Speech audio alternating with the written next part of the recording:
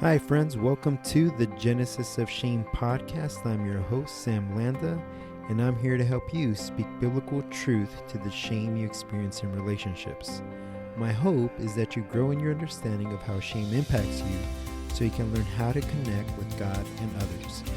If you've experienced fear, hiding who you are, boundary issues, anxiety, and/or depression in your relationships, then this podcast is for you. It's time to speak truth to your shame. Hi, everyone. Welcome back to the Genesis of Shame podcast. We are moving along here, and today we have a very important topic, and I hear about this question actually a lot, and it has to do with whether or not to date a pornography user. So it's a very sensitive topic, but I think this is one of those topics that many of you have been asking, right? Because usually this happens later down the line as you're dating this person and you start asking the more serious questions, and then you're stuck with this dilemma whether or not you should continue the relationship. Or you start asking yourself, should I have asked this question much sooner instead of investing all this time into the relationship? So it's a very difficult topic to discuss, but this is, I think, going to be helpful for many of you who are either currently dating or thinking of dating pretty soon. This is a conversation that needs to be had, and I brought on the show Dr. John Thomas, who is a sex therapist, and he's a believer, a strong believer, a man of God, and I really respect and appreciate him very much. So he's going to give you a lot of value in today's episode. So I really hope that you're able to tune in. And again, as always, if you can subscribe to the podcast on your Apple podcast, and also if you can leave a review, right? Give it a 5-star rating, leave a review, and I'd greatly appreciate that. So without further ado, here we go. Well, thank you again, sir, for coming on the show today, and I always appreciate you and your insight and just the work that you do. And just as a reminder for the audience as we look in today, so you're a professor, LPC, certified substance abuse counselor, certified sex therapist, and certified sex addiction therapist. So I think I chose the right guy for today's topic, right? Yeah, in fact, the CSAT, the last one, the closest one to Lynchburg other than me is 2.5 hours away. Really? Mm-hmm. Oh, wow. Yeah. You think that's something that's needed? Yeah, I do. Okay. Because like people say they work with porn, have never really been supervised. I had to go through 30 plus hours of supervision. Wow. So just on that. Mm-hmm. So there was nothing else being covered. So it's 30 hours of being supervised on pornography and, well, sex addiction. Yeah. General, so. Okay. Who was your supervisor? Who did you work with? I had several for group. I did a couple. One guy was Kevin Skinner, who was in Utah. He was great. And I got Ken Adams, who wrote a book, edited a book with Mark Laser many years ago, and he's written other books too. And I used him to learn the test more, the sexual dependency inventory. Mm-hmm. And then Tara LeMasters out of Cleveland was my main supervisor. They call it a primary supervisor. Okay. For individual. Mm-hmm. Yeah. So wow.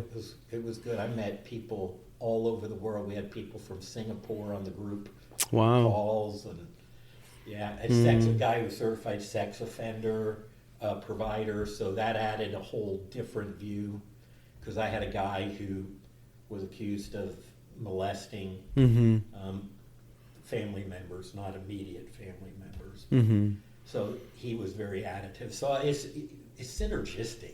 Yeah. You know, when you go for something like that, it's just really powerful. I'd pay for supervision again because it was so good. Yeah. Group in particular. Mm-hmm. A lot of stories, I'm sure. Oh, gosh, yes. And I think that's part of the reason why, again, kind of addressing what we previously discussed, is the reason why this topic is so important, and also one that people want to tune into, is because it is an issue. And you wouldn't think so, but in the church, and we know that, but I think a lot of people, especially in the more maybe legalistic, want to hide things like that. So that's usually when you see it come up the most. And yeah, so as we kind of just jump into this topic, I think the biggest question people have is what pornography is, because people define it differently. And for some, they might say, well, that's not pornography. And others might say, no, that is pornography. So as you've worked with many different people, what's a operating definition that we can use for our topic today? Okay. Well, that is a $1 million question, as they used to say, because it is controversial. The Supreme Court, there was an individual on there who said, I can't define it, but I know it when I see it. Well, how do those two things go together? And you hit it, that it's different things to different people. But it's more than pictorial. It's more than pictures. It's more than video. Pornography is also thought to be in writing, in narrative form, in terms of very graphic sorts of scenarios that are described and played out. And so whether it's, looking at internet pornography or looking at, the old-fashioned magazines and videos or reading it, it creates a level of sexual arousal. And it's intended, the material is intended to promote sexual excitement. Okay. They're just not doing it and hoping they're going to better the community. Right. And so when it has that kind of intention behind it, it would have to be pornography. Now, for the average person, you have to assume, well, what is the motive of this? And it's, some will say it's art, but, again, depending on perspective and from a Christian perspective, I don't see it that way. Right. Because it, again, is intended to cause sexual arousal. Unlike some painting of a lady sitting on her couch in about the 1600s, nude stuff. That's not intended for that purpose. That is probably more art. But still, it creates that sexual arousal in individuals. And this can even come on TV. Yeah. You get lust hits from it. Is a way to think about it, too. And very specific ages as well. I think most people that we talk to, maybe they say, it's as young as 7, 8 now. Yeah, depending on the studies you see, the more recent studies seem to be indicating the average age is about 8 to 9, somewhere in there. And sometimes people haven't seen it till their early teens. But the earlier the sexualization of an individual, in this case, let's say a child, occurs, the worse it's going to be, because it's hitting even more of an unformed brain. And it is about what's happening inside the body, including the brain. Right. Especially the brain. And what is it that these children see? Obviously, today we have cell phones, which has made it much more accessible. Kids are having it at these young ages. And if they don't have it, then they have friends who have phones. Yes. So for those children, what is it that you're hearing that is it a picture? Is it videos? By teenage years, videos are probably the most access that they have to. Most of it is internet. Porn, as opposed to the traditional porn, but that still occurs too. You hit it, Sam. You can't block somebody from ever seeing this. You'd have to kind of keep them in the house, like COVID. Right. Totally, shut down and isolated. It's not get mouth out there and interact, because that's how you see it. When I was young, my parents were very strong Christians. I never saw it, and a friend of mine said, "You're not going to believe what I found in my dad's basement, or our basement." And so he, right there, pulled out a pornography magazine and opened it up. And so my parents had done everything they could to protect me, but there it is. Yeah. And some people are more vulnerable to that addictive process than others, though it can get anybody. Right. And I guess that's one of the questions that comes up as well is, how do you get addicted to it, or what does addiction look like? Some people say, well, once a week, you're not addicted. 3 times a day. But does it vary? Like, how do you define the addictive process? Well, let me back up a little bit. When the internet came out, and particularly pornography, which there's more hits on that than anything else, and it's went up about 28% over the COVID break period because of the shutdown and quarantines and all of that sort of stuff. Mm. But a guy named Cooper came out with what he called the triple engine of internet pornography, and I don't know if you've heard it, but it's basically accessible. You can get it anyway in many forms. It's affordable because there are so many free sites out there that you don't even have to pay for. Shoot, you can click Google Images, and come up with a lot of it, and it's anonymous. Yeah. Nobody knows you're doing it. If you're smart, you can bypass the history of it, so a spouse or parents can't really find it. And I always add one to that. It's accidental in many cases. Somewhat of a humorous situation with my daughter. This was like mid-90s maybe or earlier. She wanted to look up getting Barbie dolls, so I typed in Barbie into the search engine, and being somewhat naive of internet pornography, and what came up was not Barbie that has Mattel logo stamped to its plastic, but a nude woman called Barbie. And then in the early days, you would click on to close it, and it would cause more pop-ups. So, it was literally, your finger couldn't go quick enough to close that out. Right. And so my daughter saw it accidentally because just the way it was designed. Now, things aren't quite that way anymore, but so accidentally is, I think, a fourth A. Okay. That people can see it. But what makes it so addictive is the fact that it is a neurochemical process. Just like alcohol, which might be a person's drug of choice, pornography impacts the brain first and foremost. And by the way, there's a great video online called Your Brain on Internet Porn. And if people search it and pull up that website, there is in the far right corner, if I recall, a place to get to videos. And the first video is Your Brain on Internet Porn.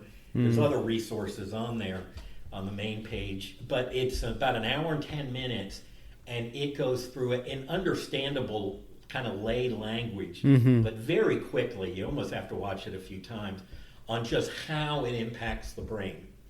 So everybody has probably known for a while one of the ways it impacts the brain neurochemically is dopamine, right? The pleasure drug. It's like you have me on the podcast once. It's so awesome, right? That you're just like, I gotta have more dopamine. And so you ride a roller coaster, you get dopamine. Dopamine is value free. It doesn't care about we don't want to release dopamine because of what the person is doing. That's a good point. Or seeing. It doesn't care. It just releases it. So most people know about the dopamine and the reward center of the brain that makes you want to do it again. But what people don't know about is the kind of endorphins and enkephalins, or our internal morphine, which those are parts of, that we have. And so pornography, as well as other sexual acting out, creates a soothing, which is where a lot of the relief comes from, a lot of stress and other things. It's a way to de-stress. And so, yes, it's the porn generating dopamine and pleasure, but really the porn impacting the soothing aspects of our brain that really is powerful. And of course, you add in adrenaline to that, and it is, a cocktail meant to addict you. And, people talk about recreational cocaine. Well, cocaine you can get addicted to on the first hit because it's so powerful. Well, I think pornography for most is similar to that. So that's one. Second is it creates tolerance. So somebody might begin looking at we'll just say Google images of women in lingerie or bikinis or something like that, and before long they're looking at more hardcore videos, and that can lead to looking at child pornography. I have a client right now who got arrested, is the strong word, but he got his house knocked on by the FBI or whomever, and they confiscated his computers, and he's like 21, 22. And nothing's happened to him yet. We're still working together. This happened maybe in February or March. Wow. Or something like that. And, you know, there's so much shame, sexual shame associated with it, and other shame. But, you know, his story is, I was curious. I was just curious. Well, the old saying, curiosity killed the cat. Yeah. Well, in this case, it did him in. And one of the things that led to him getting into it, it's very creative, is anime. You know, those cartoon sorts of pornography.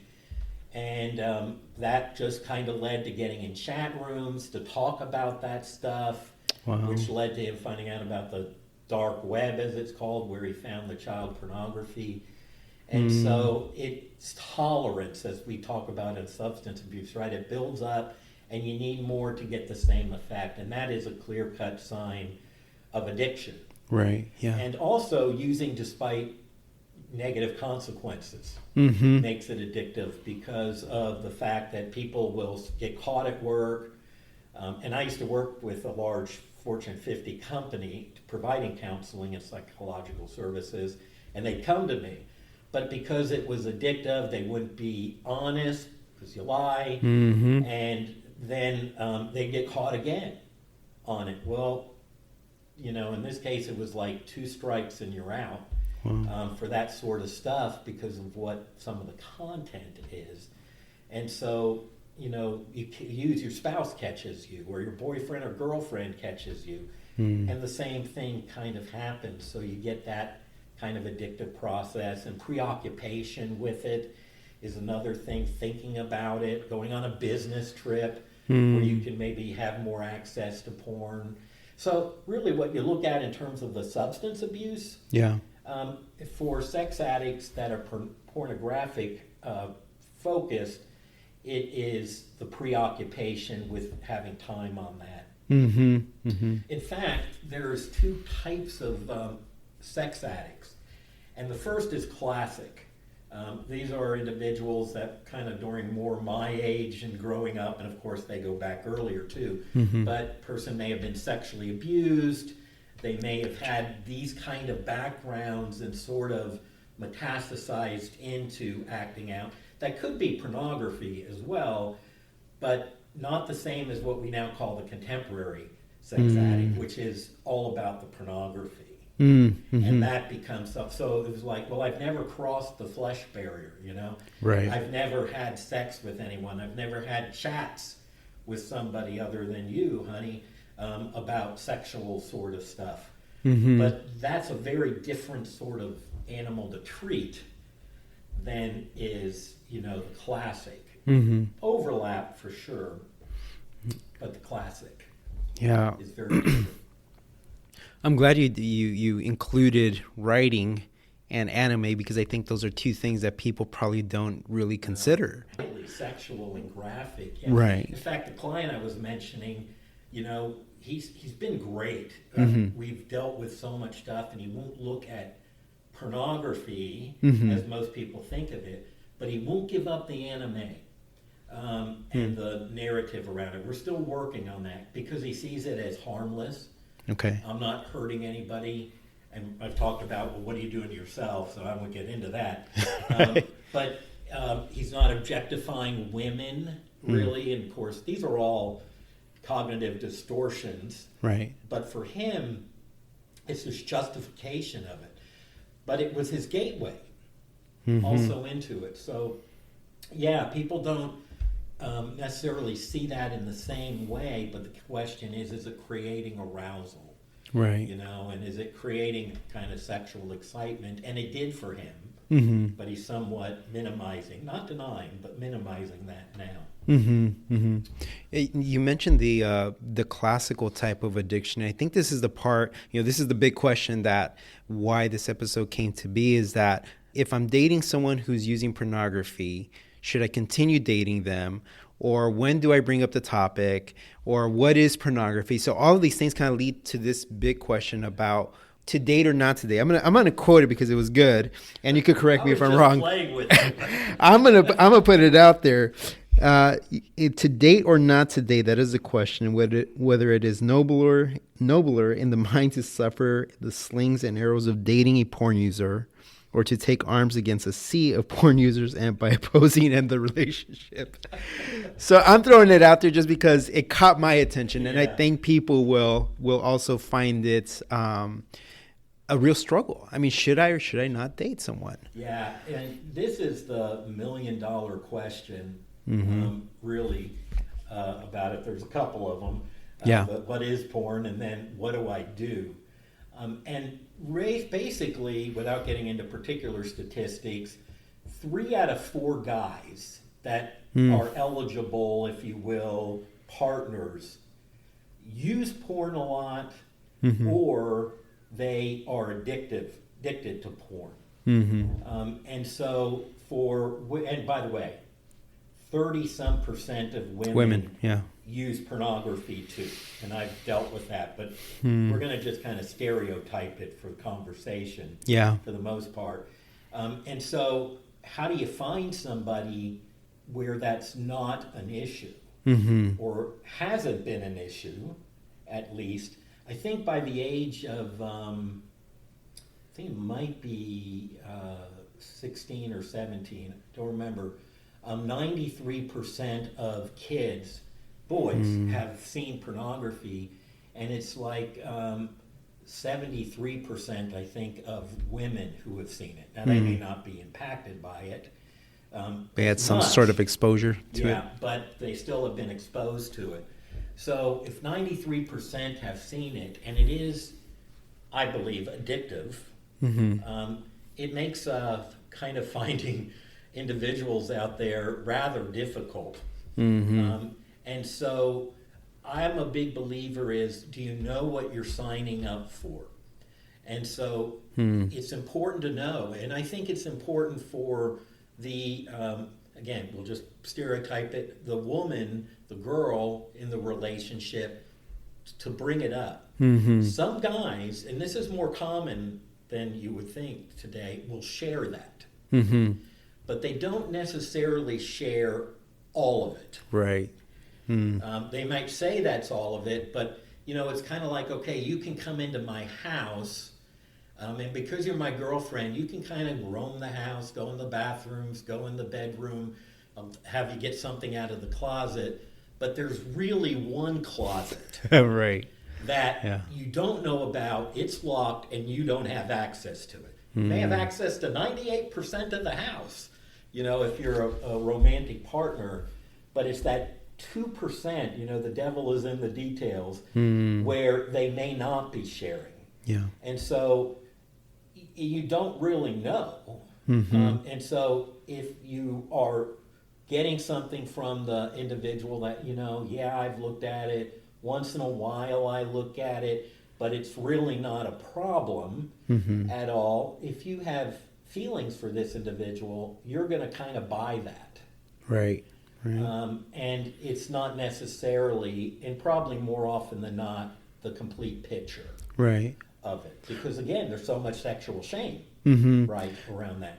Or the classical argument, which would be if they were abused, because I've seen women, girls try to understand them more if they know that there was past abuse. So if they say, here's how I got started, I was abused at this age, this is when I started using it, they have more sympathy for that. Yes. I think they're more willing to stay in it in the relationship. So I think that's what they're struggling with. So if I know this about this person, what do I do then? I mean, do I just understand and be patient with them? Or Well, yes, in a way. I mean, first of all, not everybody that uses pornography is an awful bad person.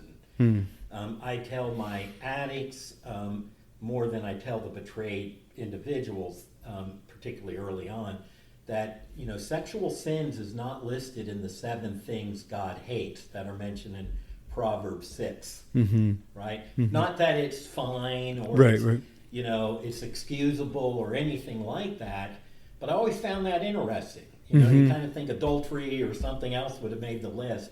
Yeah. But lying did, and pride did, but which are part not of it. that, right? And so, approaching things kind of in a non-judgmental attitude, allowing the person to talk about it. Maybe that's where it will come out. Well, yeah, I was sexually abused and things. And that might be very true. They might be telling the absolute truth about that. And there is a correlation between that and using, not a cause. Which are very different, right? yeah. Yes, they're very different, but they're related. And so the fact that that's the case, brings up questions like, okay, well, what have you done to address those issues? And how do you think, other than pornography, that abuse is impacting you? Because if it is related to the abuse to pornography use, it's going to impact the sexual relationship among the couple. Yeah.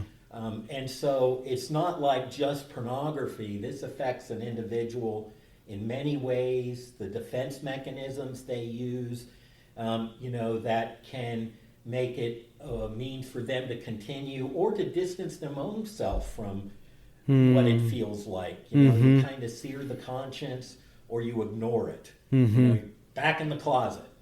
And I'll open that closet when I think I need to or want to, but I don't want to feel anything with this, because pornography isn't about sex. Sexual addiction isn't about sex. It's about trying to escape, trying to deal with afflicted feelings that really bother you, which could be everything from stress, significant stress, to really painful things that have happened. And that's hooking the brain chemistry, right? And so the person is hooked. Yeah. So I think being understanding during that period of time, but what's your plan? How are you going to deal with this? If I was looking at pornography as the woman, what would be your issues? What would be your concerns? And guys often have a harder time with their partner doing that than they do with themselves doing that. Really? Yeah, and it's the idea that you're bringing in other guys and sort of stuff, and it feels kind of bad. Not that all women looking at guys, they're often acting out fantasies about women as well. True. So it's just very difficult to get the person to be really honest. And so when it's brought up, really depends upon each individual couple and how quickly is that relationship going. And quick isn't good in most cases. And today... To share? Huh? To share that? Because it's going so fast, they endow a lot of trust on the individual. Right. So if they share something like this, it's more excusable. Oh, wow, he's so honest with me. He's telling me all this stuff. I can trust him. Yeah. And he feels bad about it, doesn't he? And so, that's a good sign. He doesn't like he's doing it. And all that might be 100% true. Yeah. But what is he doing about it? Sure. How is he addressing it? Well, my roommates know. Okay. So how often do you tell them? Do you tell them every time you use? Do they show more understanding and give you grace than they do, encouragement? One of the sayings I've had when people are leaving class is, go and sin no more, right? Right. The story of the woman caught in adultery. Jesus, who was the judge, who could have judged her, gave her grace. But he also said, go and sin no more. So he did, in a way, give law. He did give a standard of holiness. So it's just not grace. That's important to lead with and to understand.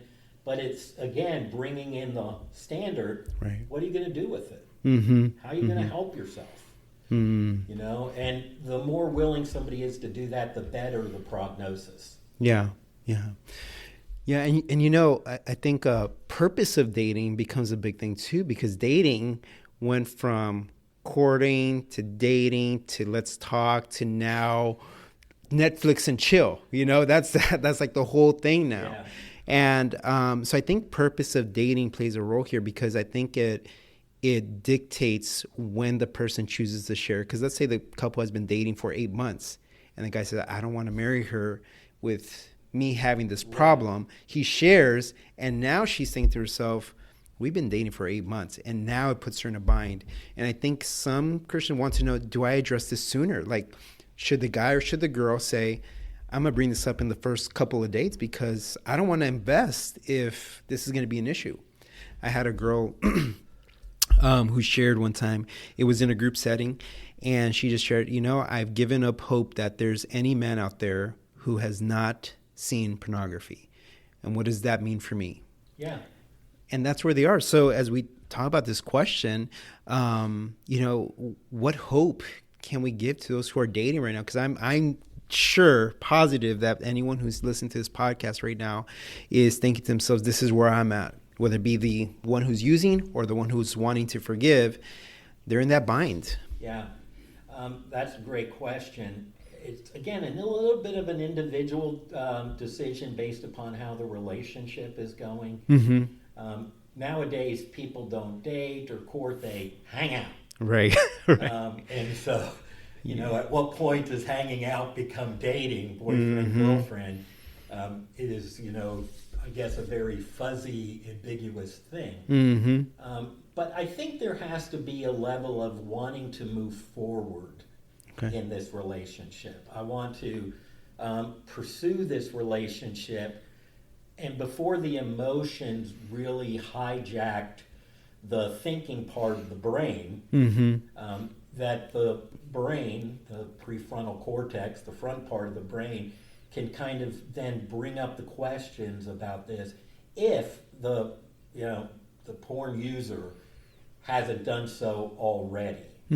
But that still merits additional questions. You know, wow, Steve, I really appreciate you telling me, you know, that sounds like you really are bothered by it. There's distress with it. And, you know, giving that part first and listening and letting him explain and unpack it a little bit. But then, you know, I want to talk about this with you next time we get together, so we can sit down in privacy and have some talk about it.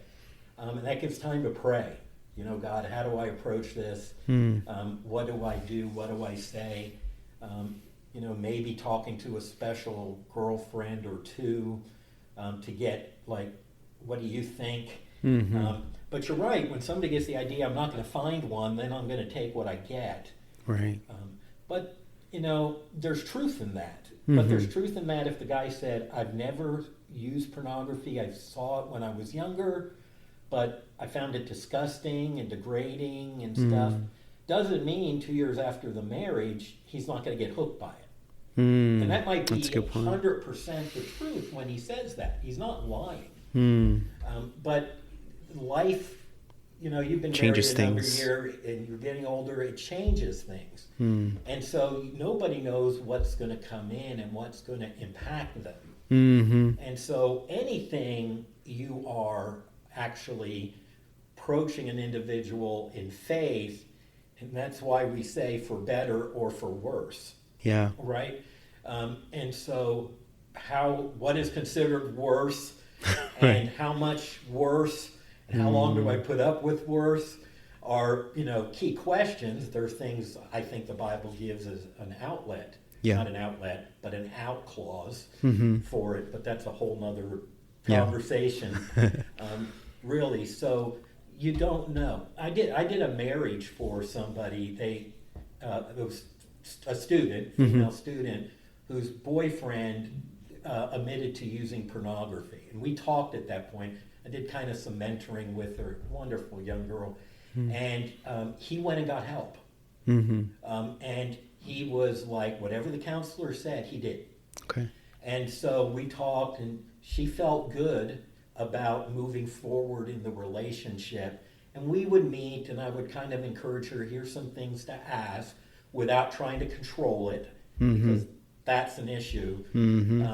And it went well to the point that when they were getting married, she asked me to perform the ceremony, which you can, if you're not ordained, you can get permission to do that.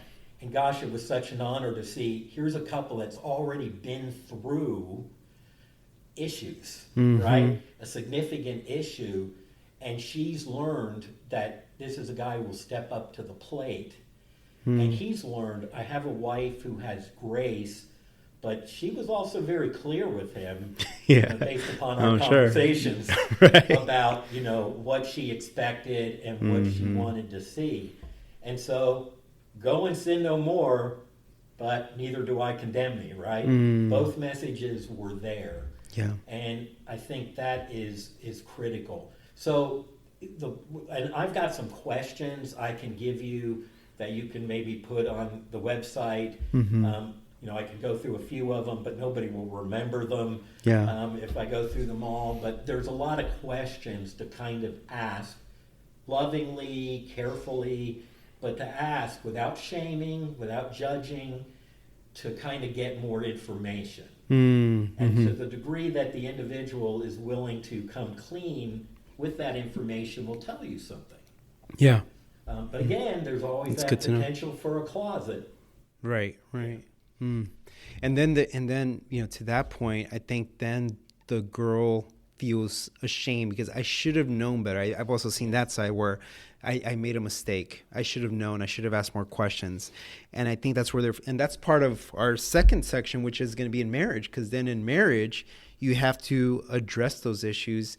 And I'm going to assume that it's done differently than when you're dating. In dating, you have a lot more freedom and flexibility. You haven't said your vows yet, right? Right, exactly. So what kind of issues, I guess, for those who are dating, they might not be aware of what kinds of issues it actually brings to the marriage, because you've heard both sides, and I think we've even talked about this. If you are pure up until your marriage, if you didn't have sex until marriage, then afterwards your sex life is going to be great, right? We've heard that argument, and we've seen that that's not always the case. It's not often the case. Yeah. So, so what are some, if someone is using pornography, like what issues does that cause for marriage? Well, let me first address what you just said, and then I'll answer your question. How people define sex today is just intercourse. True, yeah. And so they may have done everything but, penis, vagina, intercourse, and consider themselves a virgin. It's true, yeah. Because those things are not sex. And what I tell particularly my students in my human sexuality class is that if that's the case, let's say oral sex and even anal sex and all this stuff is not sex, why can't your boyfriend, girlfriend, husband, wife then go do it with other people? Because they're not cheating on you. They haven't violated the biblical view of sexual immorality, because sex is for you nothing but penis, vagina, intercourse. Well, I don't know many girlfriends or boyfriends or husbands and wives, for that matter, who will buy that. Right. That's so true. There is something sacred and special about those other activities. But that aside, so if I've never had sex before I'm a virgin, also requires some questioning. However, let's say that they think because they haven't had penis, vagina intercourse, sex is going to be great, is highly naive. Now, hopefully there's a learning curve for both of them. When I do premarital sex, well, was that a Freudian slip or what? Premarital counseling, we spend a lot of time on sexual issues, usually later in the process. But one of the things I always tell them on our last session is, if you're on your honeymoon and you have problems with the sexual area, or other areas, but particularly sexual area, call me. Now, when they're going to Hawaii, I try to get them to bring me with them. Right. On my phone, on the Go to the beach, side. give me a call, I'm right there for you. Yeah. But I have never done a premarital counseling that the couple has not called me, ever. And these are people who would classify themselves as virgins, and even has included what I would call a true virgin. And so that says a lot about it. So, but as far as the relationship is concerned, some of this applies to marriage too. There's a sense of, am I not good enough for him? Is he not really attracted to me? Because women have body image issues. I remember a professor asking me, what percent of women do you think have body image issues? And I was like in my mid-20s or something, and I went, well, I'm going to go with about 70%. And it's like, wrong. And I said, well, what is it? 100% of women have body image issues. And so, this can lead to the idea I'm not sexy enough, I'm not attractive enough, you're never going to be satisfied with me, or maybe if I'm really good, then maybe you will, which is a totally distorted idea. But so it affects women's self-esteem as well, not just the body image, but overall, because in a way, like, he's betraying me and cheating on me. He's having lust hits and fantasy, which is very powerful, with these other women, and so he's bonding to them. He's creating, that oxytocin sort of thing with objects and images. And so the girlfriend won't be as attractive, won't be as bonding. And what do they really have to look forward to in marriage? Running a business, the Landa business, the Thomas business. That's not very fun. It's going to take out the trash and pay the bills, and that's what you get when you get married if there's nothing emotional, physical to come into it, and hopefully spiritual is there as well. So that is a big issue. Also, the guy might want, you're kind of smothering me a little bit because of the isolation and the need to kind of use pornography might be going on. He might be irritable and things like that, always pushing for the physical, even if it's not, petting or touching, breasts and other parts above clothes. He's pushing for that physical because the only way he knows to relate to a woman is physical. Yeah, that's a good point. And it also creates myths about marriage.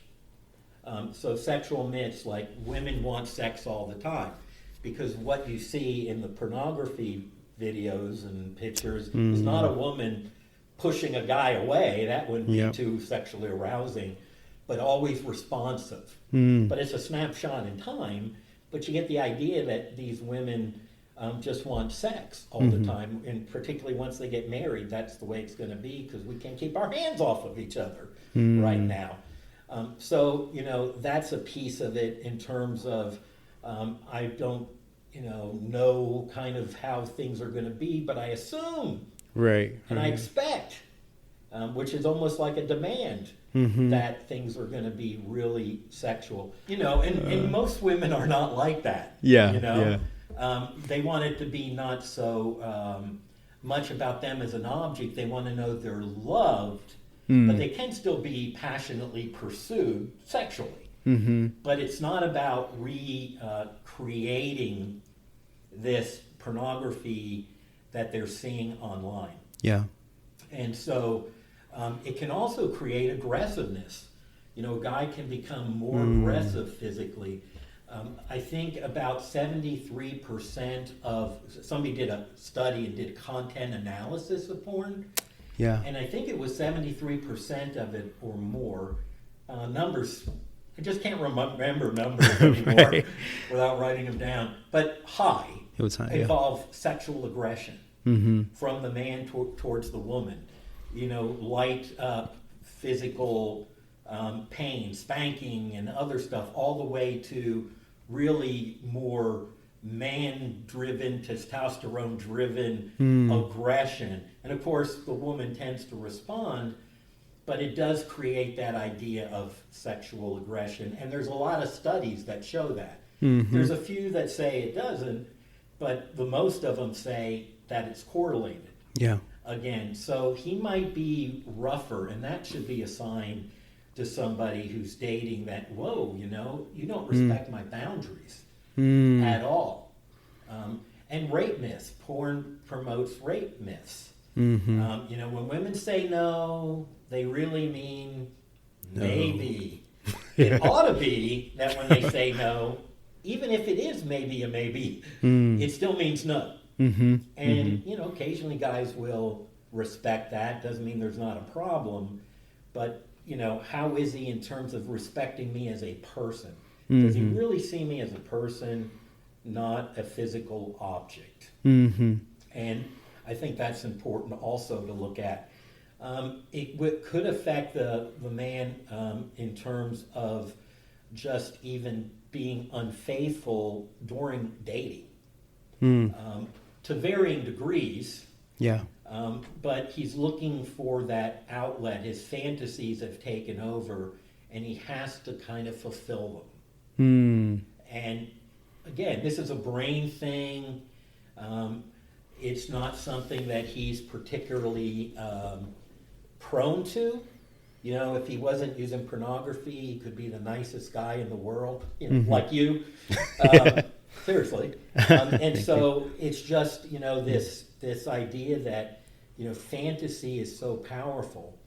And when he's having sex in marriage, he may not be there. He may be in his head. And so, when he's kissing you, how do you know he's really there with you and not fantasizing about some images that he has seen? Well, you don't. You don't know. And there's things to do to deal with those things, but fantasy is so powerful, it may not be a legitimate dating relationship in a way. Right. She might be a placeholder, for what he really likes is the physical arousal, private, and it's all about him. Yeah. Whereas in a real relationship, it's about us. Right, yeah. I think I want to clarify for the audience that we're talking about all men, Christian and non-Christian. Thank you. Yes. Sad to say, the Leadership magazine did a study maybe 20 years ago, and there might be subsequent ones since then, and they found among pastors, it was like 70+% were using porn. Not necessarily addicted, but probably more likely addicted, because sexual shame actually promotes this. And so, yes, he could be a leader in the singles department, have devotions with you, pray with you, do all sorts of behavioral indicators that this is a good Christian man, and still struggle. He's got that closet, where it is in his house that you really don't know about. And it's not necessarily that those behaviors he's doing spiritually are false. He's not really lying. This is a part of him, and it's an important part of him. It's just that he's got this dark side. Yeah. Patrick Carnes called it the shadows. That he's there, and he can't marry the two of, I can be a godly person and struggle with pornography or sexual addiction in general. And that's simply not the case. You can be. Yeah. But it doesn't mean that there's still not a problem to be addressed. I read a stat a couple weeks ago, 67%, I think it was, of 18 to 29-year-olds are leaving the church. One of the main reasons was because they've been hurt by the church in some way, shape, or form. And I know that a lot of it comes up in relationships. So they met this person, they thought it was a godly man, and then all of a sudden they find this closet and don't trust anyone at all. And that's so hard to overcome. I mean, one of the last questions here is for this section is, what steps can people take to address this issue? I know we've talked about what the conversation can be like, But is there anything else that can be done, especially for us who work with Christians and non-Christians, but specifically speaking to a Christian audience, is what can they do? Well, first to your comment, and people leaving the church because they've been hurt by an individual, perhaps a dating relationship, in this case, is, where's the specks or the log in your eye? Yes, this guy has this dark place, and it's not excusable. It needs to be addressed. It's a hindrance to his spiritual walk. But what do you have in your own heart? Let's look at the list in Proverbs 6 alone, or the works of the flesh, and see, what do you have? Also, it's people confuse relationships in the church with God. Right. And I make that point. The Trinity. And so it's really about God, not about people, but given people's nature, it becomes about people too often. And so this is a spiritual growth perspective for that individual who's been hurt. And so it's seeing humanity in a balanced form, that this isn't really something that disqualifies an individual. I love David. He's one of the individuals I want to spend a few million years talking to in heaven. Because after he committed adultery, and after he killed Uriah, who was one of the men that fled with him when he was on the run from Saul, it wasn't exactly just an average guy in the military. He was a friend. God later said, David is a man after my own heart. Wow. Wow. But he did these things. But God sees the broader picture of us. He knows everybody's got closets. Some maybe more than others. It's just not pornography. There might be other issues going on, gambling or other materialism or any number of things. And so yet he says about David, he's a man after my own heart because he sought God. Read the Psalms. Wow. I mean, David he'd be angry at God and then just all of a sudden worship God. God loves that, that authenticity. So, you don't have to be perfect. You can't expect somebody to be perfect or pretty much without flaw. There might be some that you'll excuse. He smells bad occasionally. Or what, he eats terrible. But, he's still, regardless of these things, this isn't always a character flaw. One of the things that I've noticed with people, like that couple I mentioned that I performed their ceremony, is going through this, particularly for the addict, literally helps them deepen their walk with God to places that they wouldn't have gotten to had it not been for their struggle. Now, that's not excusing the struggle, right? Right. This is kind of post-traumatic growth in a way, but God uses that. He tells Satan, you haven't won this one. He's still mine, and you have no idea, Satan, because you're not omniscient, what's going to happen with this guy and how I'm going to be able to use him throughout his life because he's went through this struggle. That's the redemption, the hope that we can have with it. And so there's an attitude set as an action step that the person, both people, but we'll just say the partner in this case, needs to have. And to have that humility. God, search me, as David said, and see if you can find any wrong way in me. So that's one. Two, again, we talked about the conversations. You need to bring it up if he hasn't, and you need to not assume, by the way, if you're the guy, that she doesn't have a problem too. Sure. So you need to bring it up. If he hasn't brought it up, that's an important action step. Hey, I'll go to counseling with you. I want to know who you're going to tell that this is like an accountability group. You need more than one or two. Dr. Mark Laser said you need 7. Wow. Because, and he explained it, but I can't really explain it. I don't know that it's got to be 7, but the point is more than a few who will be willing to ask you the hard questions. I will work with my addict and say, what questions do you need asked of you on a regular daily basis? Mm-hmm. And it's more than, did you watch pornography? Yeah. Because again, the fantasy, I still hate this, but I can still remember those pictures that kid opened up and showed me when I was probably 8 years old. Mm-hmm. And I mean, they're just locked. I've tried to click on them and take them to the recycle bin in my brain, Right. and then empty the recycle bin. They don't move. Yeah. And so you've got to kind of pay attention to, what do you think about? Mm-hmm. How do you look at women?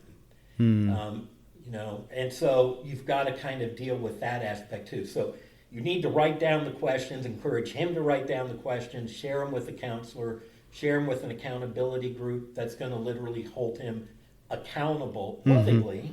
Mm-hmm. When I teach counselors, I always talk about care fronting, not confronting, Right. but caring fronting, that it's beginning with compassion and care, but it's still, like the Bible talks about, challenging, rebuking, warning aspect to it too. Mm-hmm. So that needs to be a big one. What is he doing to deal with it? Is he willing to get accountability and lay the whole thing out with these people, not just one? Also, I think, are you willing to go to a 12-step group like SA or SLAA, Sex and Love Addicts Anonymous? There's several different ones. But are you willing to go? And here in Lynchburg, we have Proven Men. That was started by a law professor here, which is a great Bible study to kind of go with. And there's Freedom Ministries. So there's others other than 12 steps. But what I like about the 12 steps, in addition to those other things, is a sponsor. There is somebody you call. There's still an accountability group, but there's somebody who's mentoring you, a Paul, and you're the Timothy. Yeah. Right? Yeah. So I think making sure that he's doing those things, and don't become consumed with it. Like every time, did you look at porn last night? Yeah. Are you telling me the truth? You can't do that. He will get Cause more shame now? Yeah. The weird thing is, judgment increases sexual shame in general, which promotes I need to escape. And so it's like fueling the addiction cycle. Yeah. So he's not accountable to you on this basis, but he is accountable in being authentic. He is accountable in being real. Proverbs, there's a wonderful verse that honesty is like a kiss on the lips. That it's very intimate to be honest with somebody, to share. And so, he needs to be like that with you, but don't make it all about pornography. Yeah. Make it about spiritual formation. Make it about growth. Because the opposite of porn use isn't no porn use, it's holiness.